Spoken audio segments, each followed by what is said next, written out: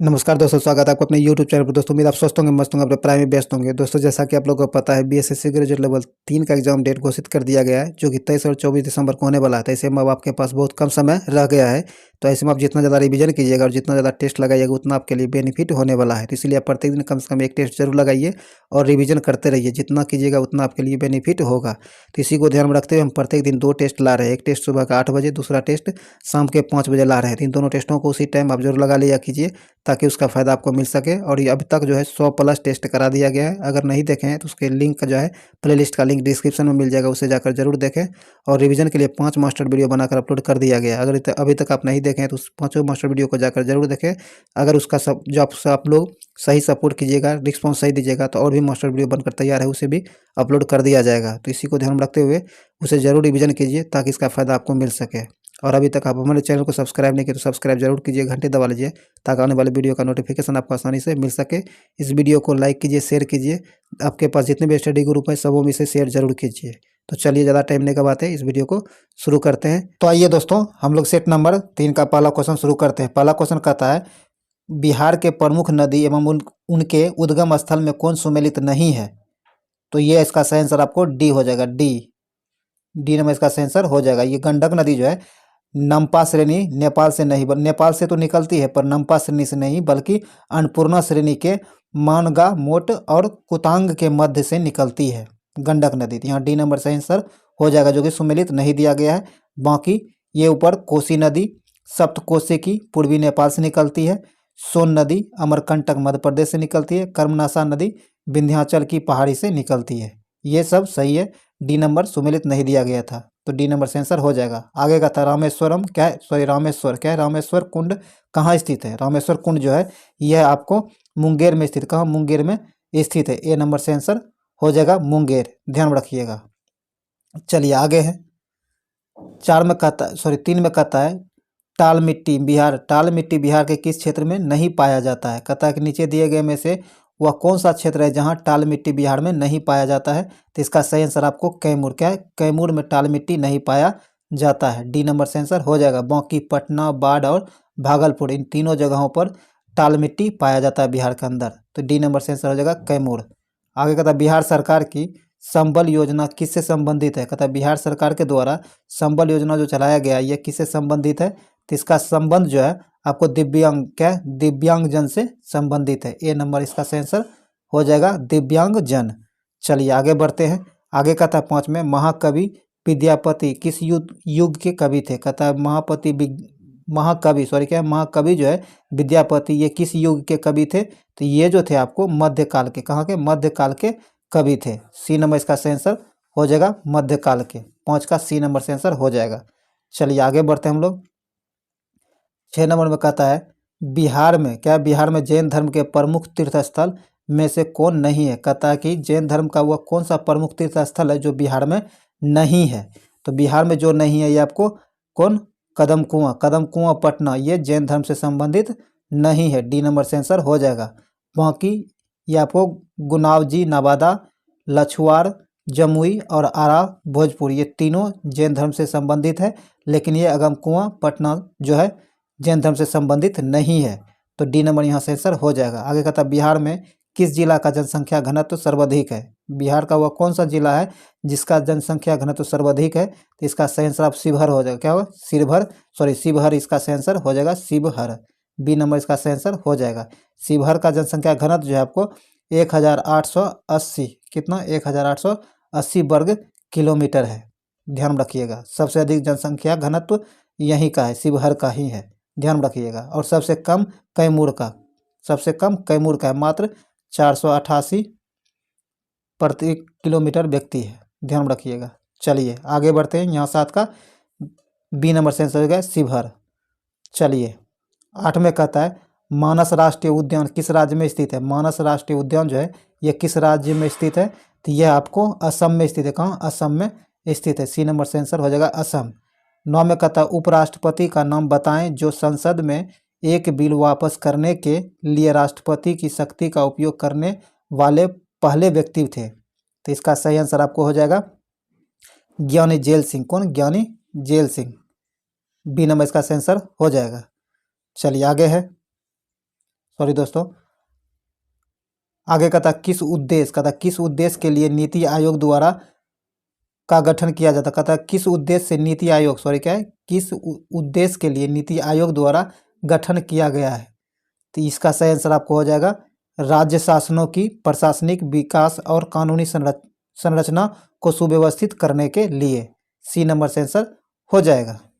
चलिए 11 में कहता है 11 में कहता है दोस्तों, राष्ट्रीय विकास परिषद के बारे में सही उत्तर की पहचान कीजिए। कहता राष्ट्रीय विकास परिषद के बारे में सही उत्तर जो है उसके उनका पहचान करना है। तो इसका सही आंसर हो जाएगा आपको ए नंबर। इसे 1952 में गठित किया गया था। ए नंबर से आंसर हो जाएगा, बाकी सब गलत दिया गया है, ध्यान रखिएगा। आगे कहता है पेनिसुलर पठार की सर्वोच्च चोटी आनुईमुड्डी निम्नलिखित में से किस पहाड़ी पर स्थित है। तो ये जो स्थित है आपको अन्नामलाई पहाड़ी में परिस्थित है। ए नंबर से आंसर हो जाएगा। तो चलिए अब हम लोग आगे बढ़ते हैं। दोस्तों इस वीडियो को अगर अभी तक लाइक नहीं किया तो लाइक कर दीजिए, शेयर कीजिए और मैक्सिमम लोगों तक शेयर कीजिए ताकि ये मैक्सिमम लोगों तक पहुंच सके और इसका फ़ायदा मैक्सिमम लोग उठा सके। तो चलिए हम लोग आगे बढ़ते हैं। 13 में कहता भारत में जो है एशियाई चीता को किस वर्ष विलुप्त घोषित किया गया था। तो ये जो घोषित किया गया था आपको 1952 में घोषित किया गया था। कब? 1952 में। बी नंबर इसका आंसर हो जाएगा 1952। आगे का था प्रसिद्ध जुलू जनजाति किस देश से संबंधित है। जुलू जनजाति जो है ये किस देश से संबंधित है। तो इसका संबंध आपको दक्षिण अफ्रीका से, कहाँ से? दक्षिण अफ्रीका से इसका संबंध है। डी नंबर इसका आंसर होगा दक्षिण अफ्रीका। 15 में कहता है किन्हें भारतीय अंतरिक्ष कार्यक्रम का जनक माना जाता है। भारत में अंतरिक्ष कार्यक्रम का जनक किन्हें माना जाता है। तो ये माना जाता है विक्रम साराभाई को। किसे? विक्रम साराभाई को। ए नंबर से आंसर हो जाएगा विक्रम साराभाई। चलिए आगे बढ़ते हैं। 16 में कहता है कि मैकाल रेंज की अमरकंटक पहाड़ी से उत्पन्न होने वाली नदियों के नाम बताएं। कहता कि मैकाल रेंज जो है कि अमरकंटक पहाड़ी से उत्पन्न होने वाली नदियों की नाम क्या है। तो इसका सही जो होगा आंसर आपको नर्मदा और सोन, क्या? नर्मदा और सोन हो जाएगा। ए नंबर से आंसर हो जाएगा। 17 में कहता निम्नलिखित में से कौन सा आरक्षित जीव मंडल सबसे अधिक ऊंचाई पर स्थित है। सर्वाधिक ऊंचाई पर स्थित आरक्षित जीव मंडल कौन सा है। तो इसका सही आंसर आपको हो जाएगा खांगचेंद जोग। सी नंबर इसका सही आंसर हो जाएगा खांगचेन दंगोज, क्या है? दगोजा। चलिए सी नंबर यहाँ से आंसर हो जाएगा। आगे कहता है, सॉरी दोस्तों इसका जो है तो प्रोनाउंसिएशन क्या होता है? खांगचेन, क्या है? खांगचेन द जोगा, ध्यान रखिएगा। आगे कहता है विजय, क्या है? विजय अमृतराज इससे संबंधित है। विजय अमृतराज जो है इसका संबंध किससे है। तो इसका संबंध आपको टेनिस से, किससे? टेनिस से। डी नंबर इसका सही आंसर हो जाएगा टेनिस से। चलिए 19 में देखते हैं। 19 में कहता है पंचायती राज का मुख्य उद्देश्य क्या है। पंचायती राज जो है इसका मुख्य उद्देश्य क्या है। तो इसका मुख्य उद्देश्य है लोगों को विकासमूलक प्रशासन में भागीदारी के योग्य बनाना। डी नंबर इसका सही आंसर हो जाएगा। 21 में कहता है भारत के वे राज्य कौन कौन से हैं जो अपनी सीमा गोवा राज्य के साथ साझा करता है। कहता है कि भारत की वो कौन सी राज्य हैं जो अपनी सीमा गोवा राज्य के साथ साझा करता है। तो इसका सही आंसर हो जाएगा कर्नाटक और महाराष्ट्र। क्या होगा? कर्नाटक और महाराष्ट्र। ए नंबर से आंसर हो जाएगा। दिए गए ऑप्शन में कर्नाटक और महाराष्ट्र ही दो राज्य ऐसे हैं जिसकी सीमा गोवा के साथ साझा होती है। ए नंबर से आंसर हो जाएगा। चलिए आगे है।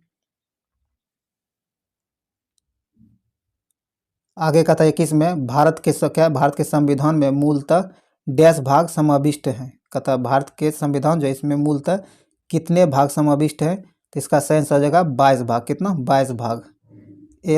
सी नंबर से आंसर हो जाएगा 22 भाग। आगे कहता किस शहर को अरब सागर की रानी कहा जाता है। कहता वह कौन सा शहर है जिसे अरब सागर की रानी कहा जाता है। तो ये शहर आपको कोची है। कौन? कोची शहर को अरब सागर की रानी कहा जाता है। डी नंबर से आंसर हो जाएगा 22 का डी। तो इसमें कहता निम्नलिखित में से कौन एक तबला वादक नहीं है। नीचे दिए गए में से वह कौन है जो तबला वादक नहीं है। जो तबला वादक नहीं है ये शिव कुमार शर्मा। कौन? शिव कुमार शर्मा आपको तबला वादन से संबंधित नहीं है। सी नंबर से आंसर हो जाएगा। शिव कुमार शर्मा जो आपको सितार वादक क्या है, सितार वादक है। बाकी ये तीनों तबला वादन से संबंधित है। सी नंबर से आंसर हो जाएगा तो इसका। चलिए आगे बढ़ते हैं। 24 में कहता है किस भाषा के लेखक सबसे अधिक बार ज्ञानपीठ पुरस्कार सम्मानित हुए हैं। कहता है कि वह कौन से भाषा के लेखक हैं सबसे अधिक बार, वह कौन सी भाषा है जिसके लेखक सर्वाधिक बार ज्ञानपीठ पुरस्कार से सम्मानित हुए हैं। तो ये भाषा आपको हो जाएगा सही आंसर आपको कन्नड़ भाषा। किसके? कन्नड़ भाषा के लेखक जो है सर्वाधिक बार पुरस्कृत हुए हैं ज्ञानपीठ पुरस्कार से। सी नंबर इसका सही आंसर हो जाएगा कन्नड़ भाषा। 25 में कहता है लोकसभा की पहली महिला अध्यक्ष कौन थी।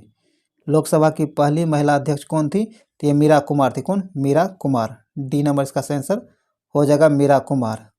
ये जो इसका जो आपको शासन जो रहता है ये इस पद पर 2009 से कब 2009 से 14 तक रही। कब? 2014 तक रही है, ध्यान रखिएगा।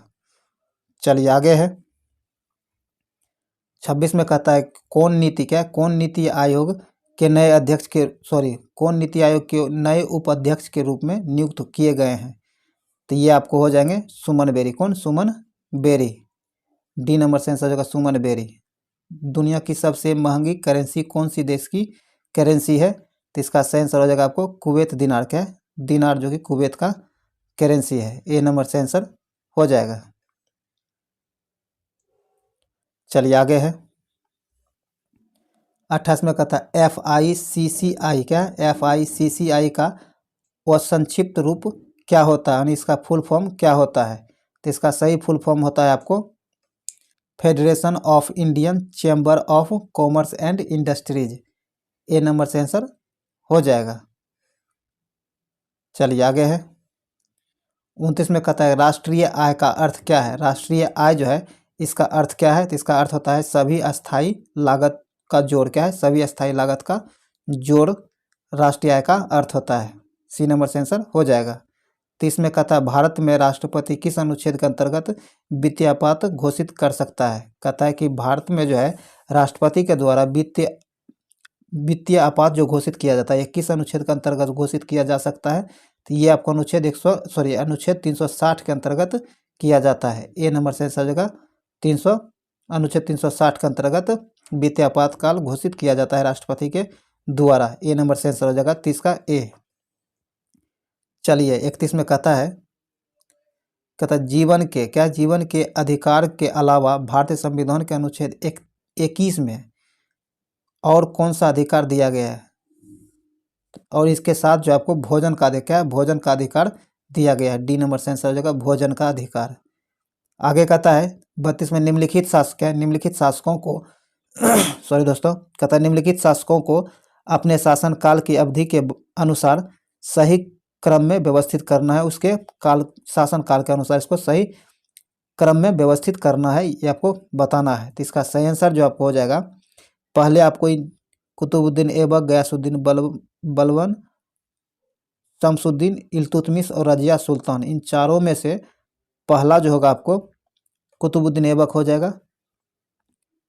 दूसरे स्थान पर आपको शमसुद्दीन इल्तुतमिश हो जाएगा और तीसरे स्थान पर आपको रजिया सुल्तान हो जाएगी और चौथे स्थान पर गयासुद्दीन बलबन हो जाएगा। तो इस प्रकार सही आंसर आपको 1 3 4 2 1 3 4 2 इसका सही आंसर हो जाएगा डी नंबर, ध्यान रखिएगा। चलिए आगे है।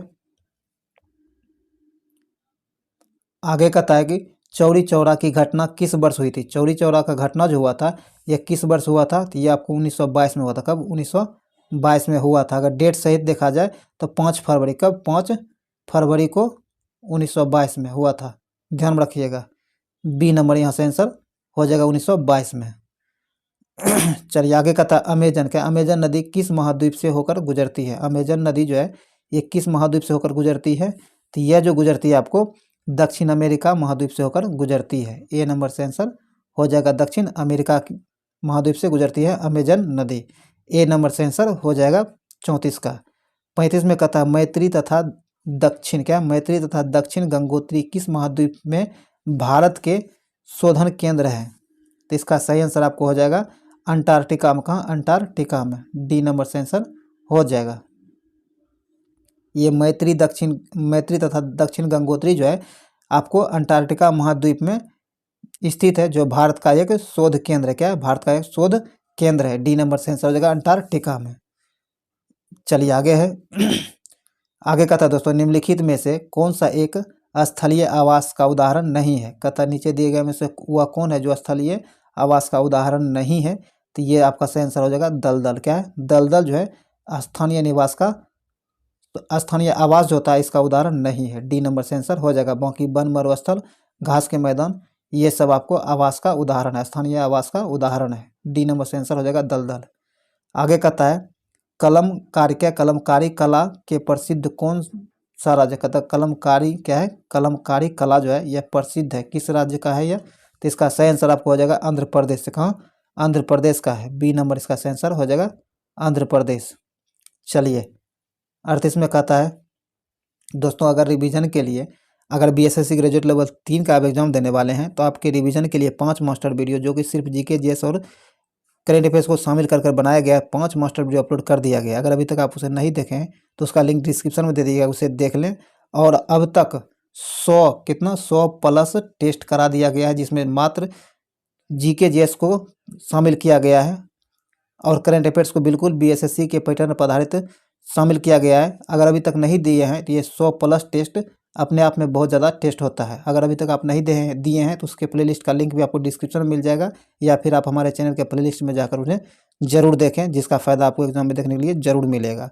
और इस वीडियो को लाइक शेयर कीजिए, ज़्यादा से ज़्यादा तक लोगों तक पहुँचाइए। और अभी तक आप हमारे चैनल को सब्सक्राइब नहीं किए तो सब्सक्राइब जरूर कीजिए, घंटी दबा लीजिए ताकि आने वाली वीडियो का नोटिफिकेशन आपको आसानी से मिल सके। दोस्तों जल्दी से जल्दी सपोर्ट कीजिए, हमें ज़्यादा से ज़्यादा सपोर्ट कीजिए ताकि हम जल्द से जल्द 20 के सब्सक्राइबर तक पहुंच सकें। चलिए इसी तरह हम आपके लिए मेहनत करते रहेंगे। चलिए ज़्यादा टाइम नहीं गवाते हैं, आगे बढ़ते हैं। आगे कहता है नेत्र। क्या है? नेत्र क्या है? नेत्र जो है यह क्या है? तो नेत्र आपको मानव रहित विमान है। क्या? मानव रहित विमान है। ए नंबर से आंसर हो जाएगा। आगे कहता है भारतीय संविधान के किस भाग में राजनीति निर्देशक सिद्धांत वर्णित है? कहता है भारतीय संविधान का वह कौन सा भाग है जिसके अंतर्गत राज्य नीति निर्देशक सिद्धांत का वर्णन किया गया है? तो इसका सही आंसर हो जाएगा भाग 4 में। किसमें? भाग 4 में। डी नंबर से आंसर हो जाएगा भाग 4। चलिए आगे बढ़ते। कहता है राज्यसभा के 245 सदस्यों में कुल कितने निर्वाचित सदस्य होते हैं? कहता राज्यसभा जो है उसके 245 सदस्य में कुल कितने निर्वाचित सदस्य होते हैं? तो इसका सही आंसर आपको 233 क्या? 233 हो जाएगा। बी नंबर इसका सही आंसर हो जाएगा 233। चलिए आगे बढ़ते हैं। कहता 1192 में पृथ्वीराज तृतीय को पराजित करने वाले सुल्तान मोहम्मद गौरी डैश का शासक था। यह कहाँ का शासक था? यह जो है आपको अफगानिस्तान का शासक, अफगानिस्तान का शासक था मोहम्मद गौरी। ए नंबर से आंसर हो जाएगा। चलिए आगे बढ़ते हैं। 42 में कहता है किस वर्ष में मुस्लिम लीग ने देश के पश्चिमी उत्तर, कहता है किस वर्ष में मुस्लिम लीग ने देश के पश्चिमी उत्तर तथा पूर्वी क्षेत्रों में मुसलमानों के लिए स्वतंत्र राज्यों की मांग करते हुए एक प्रस्ताव जारी किया था? तो यह जारी किया गया था मुसलमानों के द्वारा 1940 में। कब? 1940 में। डी नंबर इसका आंसर हो जाएगा 1940।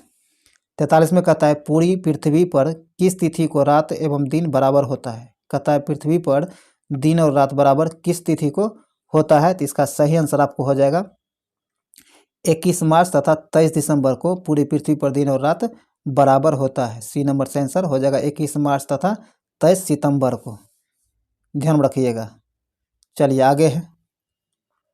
44 में कहता है विश्व का सबसे बड़ा गर्म रेगिस्तान कौन सा है? विश्व का सबसे बड़ा गर्म रेगिस्तान कौन है? तो इसका सही आंसर हो जाएगा सहारा। कौन? सहारा। सी नंबर से आंसर हो जाएगा सहारा। चलिए आगे कहता है क्या है? नागार्जुन सागर बहुउद्देशीय परियोजना कौन सी नदी पर स्थित है? नागा सागर बहुउद्देशीय परियोजना जो है यह किस नदी पर स्थित है? तो यह आपको कृष्णा नदी पर स्थित है। कहाँ? कृष्णा नदी पर स्थित है। ए नंबर से आंसर हो जाएगा कृष्णा नदी पर स्थित है। चलिए आगे है। 46 में कहता है रंगवाली क्या? रंगावली किस राज्य की पारंपरिक लोक कला है? कहता है रंगावली जो है किस राज्य की पारंपरिक लोक कला है? तो इसका सही आंसर आपको हो जाएगा कर्नाटक का। कहाँ का? कर्नाटक का। सी नंबर से आंसर हो जाएगा कर्नाटक। आगे कहता है दास कैपिटल नामक पुस्तक के लेखक कौन है? दास कैपिटल नामक पुस्तक जो है इसके लेखक कौन है? तो इसके लेखक आपको कार्ल मार्क्स है। कौन? कार्ल मार्क्स हैं। डी नंबर इसका सही आंसर हो जाएगा कार्ल मार्क्स। इसका प्रकाशन जो किया गया था 1867 ईस्वी में किया गया था। कब? 1867 ईस्वी में इसका प्रकाशन किया गया था, ध्यान रखिएगा। चलिए आगे बढ़ते हैं। 48 में कहता है कि कौन क्या है, कौन अंतर्राष्ट्रीय सौर गठबंधन के ढांचे के समझौते पर हस्ताक्षर करने वाला 108वां देश बन गया है? कहता हुआ कौन सा देश है जो अंतर्राष्ट्रीय सौर गठबंधन के ढांचे पर हस्ताक्षर करने वाला 108वां देश बना है? तो इसका सही आंसर आपको हो जाएगा 108वां देश बना है वो कौन है? तो ये आपको पनामा। कौन? पनामा। डी नंबर इसका सही आंसर हो जाएगा पनामा। आगे कहता है लक्षद्वीप क्या है? लक्षद्वीप का मिनी काय, लक्षद्वीप का मिनी काय द्वीप भारत के किस पड़ोसी देश का हिस्सा था? तो ये जो था आपको मालदीव का हिस्सा, किसका? मालदीव का हिस्सा था। डी नंबर से आंसर हो जाएगा मालदीव का हिस्सा था। आइए 50 में देखते हैं। कहता निम्नलिखित में से कौन सा कार्य बी क्या है? निम्नलिखित में से कौन सा कार्य NBFC द्वारा नहीं किया जा सकता है? तो ये कार्य जो है आपको मांग पर आधारित जमा स्वीकार करना, इसका कार्य नहीं होता है। डी नंबर से आंसर हो जाएगा। चलिए आगे बढ़ते हैं। 51 में कहता है निम्नलिखित में से किस समूह का गलत जीवों द्वारा प्रतिनिधित्व किया जाता है? तो 51 का सही आंसर आपको हो जाएगा एम्फीबिया, टोडा, सेलामेंडर, गिरगिट। सी नंबर इसका सही आंसर हो जाएगा। 52 में कहता है निम्नलिखित में से किस मांसपेशी में दिए गए मानदंड पाए जाते हैं? कहता है कि निम्नलिखित में से किस मांसपेशी में दिए गए मानदंड पाए जाते हैं? और ये मानदंड क्या है? स्पिंडल आकार। क्या है? स्पिंडल आकार, बिना किसी सीमा और एकल नाभिक। ये जो आपको मानदंड है किस में नहीं इसमें ये जो है मानदंड किस में पाया जाता है? तो ये जो पाया जाता है अनैच्छिक पेशी में। किस में? अनैच्छिक पेशी में पाया जाता है। बी नंबर इसका सही आंसर हो जाएगा अनैच्छिक पेशी। चलिए 53 में कहता है मैग्नीशियम क्या है? मैग्नीशियम क्लोराइड के 0.019 ग्राम में उपस्थित मैग्नीशियम आयनों की संख्या की गणना करें, जबकि मैग्नीशियम का परमाणु द्रव्यमान आपको 24 है। तो इसका सही आंसर क्या हो जाएगा? तो ये आपको 1.20 गुना 10⁻20 हो जाएगा। सी नंबर इसका सही आंसर हो जाएगा। 54 में कहता है आनुवांशिकता की मूलभूत संरचनात्मक और कार्यात्मक इकाई निम्न में से क्या है? तो इसका सही आंसर आपको हो जाएगा जीन। क्या है? जीन। डी नंबर से आंसर हो जाएगा जीन। चलिए 54 में कहता है कार्बोहाइड्रेट क्या? कार्बोहाइड्रेट जिसे जुगाली करने वाले पशुओं द्वारा पचाया जा सकता है लेकिन मानव द्वारा नहीं, निम्न में से क्या है? तो इसका सही आंसर आपको हो जाएगा सेलुलोज। क्या है? सेलुलोज। सी नंबर से आंसर हो जाएगा सेलुलोज। आगे कहता है वायरस के कारण न होने वाली बीमारी पहचानिए। कहता नीचे दिए गए बीमारियों में से वह कौन है जो वायरस के द्वारा नहीं होता है? जो नहीं होता है आंत ज्वर। क्या है? आंत ज्वर जो होता है वायरस के द्वारा नहीं होता है। ए नंबर से आंसर हो जाएगा। बाकी इन्फ्लुएंजा, एड्स और डेंगू बुखार ये तीनों वायरस के द्वारा होता है। आंत ज्वर जो होता है ये वायरस के कारण नहीं होता है। ए नंबर से आंसर हो जाएगा। चलिए 57 में है। कहता कि क्या होता है जब एक जगह पर हवा की चाल बढ़ती है? कहता कि क्या होता है जब एक जगह पर हवा की चाल बढ़ जाती है? तो ऐसे कंडीशन में जो होता है उस जगह का दाब कम हो जाता है। क्या होता है? उस जगह का दाब जो होता है कम हो जाता है। जिस जगह की हवा का चाल जो बढ़ता है तो उसी जगह का दाब कम हो जाता है। डी नंबर से आंसर हो जाएगा। चलिए 58 में कहता है एक काली सतह के बारे में निम्नलिखित में से कौन सा कथन सही है? एक काली सतह के बारे में कौन सा कथन सही दिया गया है? जो सही दिया गया ये है, यह अधिक ऊष्मा ऊर्जा अवशोषित कहता है यह अधिक ऊष्मा ऊर्जा अवशोषित और अधिक ऊष्मा उत्सर्जन विकृति करती है। सी नंबर इसका सही आंसर हो जाएगा 58 का सी। चलिए आगे बढ़ते हैं। 59 में कहता है दोस्तों कि मानव कौन क्या? मानव कौन डैश की ध्वनि आवृत्ति का पता नहीं लगा सकता है। तो इसका सही आंसर आपको हो जाएगा, देखिए कहता है मानव का कौन जो है यह कितने हर्ट्ज की ध्वनि की आवृत्ति का पता नहीं लगा सकता है, मानव का कौन। तो इसका सही आंसर आपको हो जाएगा 20 हर्ट्ज से कम, क्या है 20 हर्ट्ज से कम आवृत्ति वाली ध्वनि का पता मानव का कौन नहीं लगा सकता है। डी नंबर से आंसर हो जाएगा। चलिए आगे है दोस्तों, बहुत मेहनत लगता है, सपोर्ट जरूर कीजिए, अपने दोस्तों के साथ शेयर कीजिए, इसे लाइक और शेयर जरूर कीजिए ताकि ये मैक्सिमम लोगों तक पहुंच सके। चलिए आगे कहता है निम्नलिखित क्या है, निम्नलिखित प्रक्रियाओं में से कौन सी एक रासायनिक परिवर्तन के कारण नहीं होती है। कहता है निम्नलिखित में से वो कौन सी प्रक्रिया है जो रासायनिक परिवर्तन के कारण नहीं होती है। तो यह प्रक्रिया आपको बादलों का निर्माण, क्या है बादलों का निर्माण जो होता है यह रासायनिक प्रक्रिया के द्वारा नहीं होता है। डी नंबर से आंसर हो जाएगा। बाकी लोहे में जंग लगना, भोजन का पाचन, बारिश होने पर बिजली का चमकना, ये तीनों रासायनिक परिवर्तन का कारण है, लेकिन बादलों का निर्माण होना रासायनिक परिवर्तन का कारण नहीं है। तो 60 का डी नंबर से आंसर हो जाएगा, क्योंकि नहीं ही पूछा गया था। चलिए आगे है 61 में कहता है यदि 25 क्या है 25 न्यूटन और 10 न्यूटन के बल एक निकाय पर क्रमशः लंबवत ऊपर की ओर और लंबवत नीचे की ओर दिशा में कार्यरत है, तो निकाय पर कार्यरत शुद्ध बल का परिमाण क्या होगा। तो इसका परिणाम आपको सही इसका परिणाम जो होगा 15 न्यूटन, क्या 15 न्यूटन हो जाएगा। सी नंबर से आंसर हो जाएगा 15 न्यूटन। आगे कहता है वह गैस जो चूने के पानी को दूधिया के रंग में परिवर्तित कर देता है वह कौन सा है। तो इसका सही आंसर आपको हो जाएगा कार्बन डाइऑक्साइड, क्या है कार्बन डाइऑक्साइड।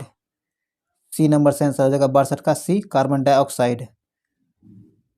चलिए 63 में कहता है नेत्र लेंस की फोकस दूरी में वृद्धि हो जाती है। कहता है नेत्र लेंस जो होता है इसकी फोकस दूरी में वृद्धि हो जाती है जब नेत्र की पेशियां क्या होता है, जब नेत्र की पेशियां क्या होता है शिथिल होती है तथा लेंस पतला होता है, तब नेत्र लेंस की फोकस दूरी बढ़ जाती है। ए नंबर से आंसर हो जाएगा। चलिए आगे है 64 में कहता है एक वस्तु जिसका द्रव्यमान m है और u क्या है और v वेग क्या है v वेग से किसी दूसरी वस्तु जिसका द्रव्यमान 2m है विराम अवस्था में है, तो विराम अवस्था में है से क्या है टकराती है, उस दौरान जो टकराने के दौरान उनकी गतिज ऊर्जा में कमी होगी। क्या कमी होगी। तो इसका सही आंसर हो जाएगा आपको उसकी प्रारंभिक गतिज ऊर्जा में 8/9 कमी हो जाएगी। सी नंबर से आंसर हो जाएगा, ध्यान रखिएगा। चलिए 65 में कहता है सरल लोलक का आवर्तकाल दोगुना हो जाएगा यदि उसकी प्रभावी लंबाई कर दी जाती है। कहता है सरल लोलक का आवर्तकाल जो होगा वह दोगुना हो जाएगा। कब होगा, जब उसकी क्या होगा उसकी लंबाई के साथ क्या किया जाएगा, तो उसका आवर्तकाल दोगुना हो जाएगा। तो उसकी लंबाई जो है उसकी लंबाई के साथ आपको लंबाई को 4 गुना करने पर, क्या लंबाई को 4 गुना करने पर उसका आवर्तकाल दोगुना हो जाएगा। सी नंबर से आंसर हो जाएगा। 66 में कहता है कि हुक के नियमानुसार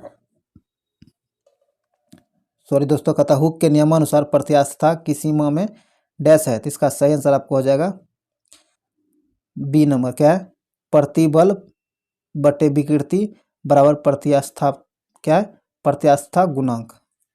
बी नंबर इसका सही आंसर हो जाएगा। चलिए 67 में देखते हैं। कहता है कि यदि क्या है यदि विलयन नीले रंग के लिटमस पेपर को लाल रंग में बदल देता है तो इस विलयन का पीएच मान क्या होगा।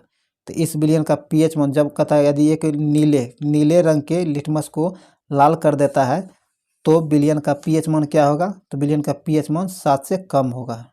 क्या होगा 7 से कम होगा। डी नंबर से आंसर हो जाएगा। चलिए 68 में देखते हैं हम लोग। कहता है संगलन की गुप्त ऊष्मा होता है। संगलन जो है इसका गुप्त ऊष्मा क्या है। तो इसका सही आंसर आपको हो जाएगा ठोस गैस अवस्था में परिवर्तन के लिए गुप्त ऊष्मा। बी नंबर इसका सही आंसर, सॉरी दोस्तों, ये आपको ठोस द्रव अवस्था में परिवर्तन के लिए गुप्त ऊष्मा क्या है, ठोस द्रव अवस्था में परिवर्तन के लिए गुप्त ऊष्मा इसका सही आंसर हो जाएगा। डी नंबर इसका सही आंसर हो जाएगा 68 का डी। आगे कहता है संयोजी इलेक्ट्रॉन डैश मौजूद, संयोजी इलेक्ट्रॉन जो होता है इसमें डैश मौजूद होते हैं। तो इसमें जो मौजूद होता है परमाणु की सबसे बाह्य कक्षा में, किसमें, परमाणु की सबसे बाह्य कक्षा में संयोजी इलेक्ट्रॉन मौजूद होता है। बी नंबर से आंसर हो जाएगा। चलिए आगे बढ़ते हैं। आगे कहता है ऑक्सीकरण क्या होता है। ऑक्सीकरण जो है यह क्या होता है, तो यह एक रासायनिक अभिक्रिया के दौरान पदार्थ का ऑक्सीजन ग्रहण करना ऑक्सीकरण अभिक्रिया कहलाता है। सी नंबर इसका आंसर हो जाएगा, 70 का सी। चलिए 71 में देखते हैं। कहता मेलपीघी क्या है, मेलपीघी नलिकाएं निम्न से उत्सर्जित का निष्कासन करती है। कहता कि मेलपीघी निकाय जो है नलिकाएं निम्न में से उत्सर्जित का निष्कासन करती है। ये किसका निष्कासन करती है, तो ये जो निष्कासन करती है आपको रक्त लसिका का। बी नंबर से आंसर हो जाएगा।